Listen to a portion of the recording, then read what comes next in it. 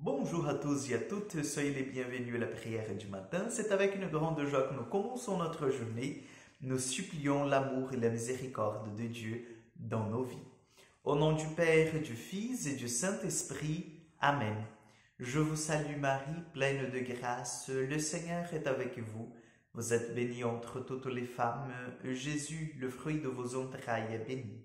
Sainte Marie, Mère de Dieu, priez pour nous pauvres pécheurs, maintenant et à l'heure de notre mort. Amen. Notre-Dame de la sagesse, priez pour nous. Nous allons prendre l'évangile de Jean, chapitre 13, versets 16 au 20. Après avoir lavé les pieds de ses disciples, Jésus parla ainsi. Amen, amen, je vous le dis, un serviteur n'est pas plus grand que son maître, ni un envoyé plus grand que celui qui l'envoie. Sachant cela, heureux êtes-vous si vous le faites. Ce n'est pas de vous tous que je parle, moi je sais quels sont ceux que j'ai choisis. Mais il faut que s'accomplisse l'écriture. Celui qui mange le pain avec moi m'a frappé du talon. Je vous ai dit ces choses dès maintenant, avant qu'elles n'arrivent. Ainsi, lorsqu'elles arriveront, vous croyez que moi, je suis. Amen, amen, je vous le dis, si quelqu'un reçoit celui que j'envoie, il me reçoit moi-même. Et celui qui me reçoit, reçoit celui qui m'a envoyé.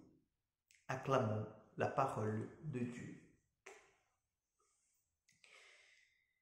Lorsque ces choses arriveront, vous croyez que je suis. Chers frères et sœurs, Jésus est celui qui est.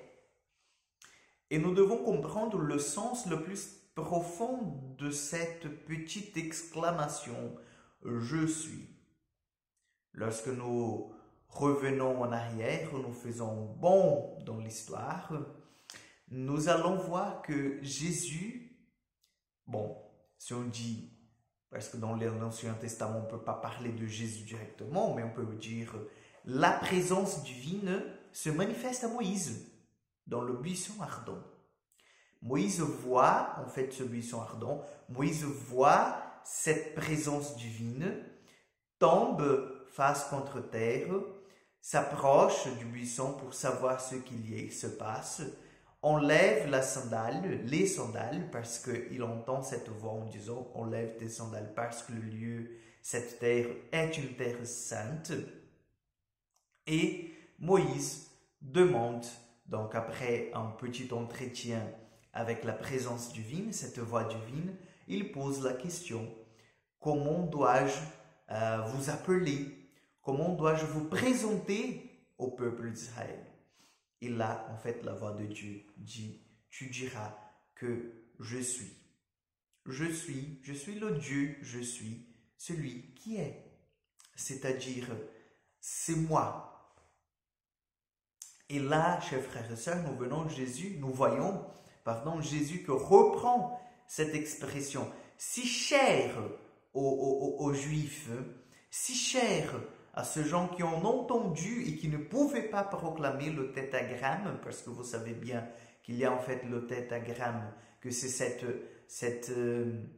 ces quatre en fait lettres qui ne peuvent pas se prononcer. Donc on peut bien l'écrire en fait, mais on ne peut pas, par respect au nom de Dieu, nous ne pouvons pas les prononcer. Donc on dit souvent, quand on voit le tétragramme dans la Torah, on dit éternel, on dit l'Adonai, mais on ne dit jamais en fait Yahvé, n'est-ce pas? Parce que c'est un nom qu'on ne peut pas prononcer chez les Juifs par respect pour Dieu. Donc il est celui qui est.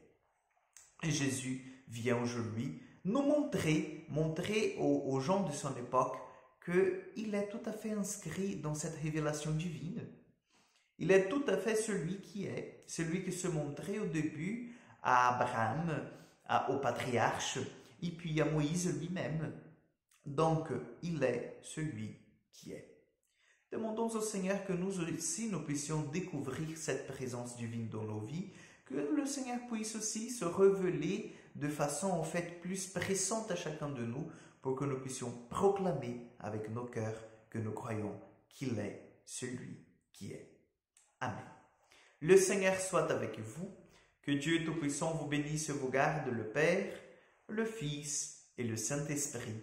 Amen. Bonne journée à vous, que Dieu vous accompagne et à demain pour encore un moment de prière.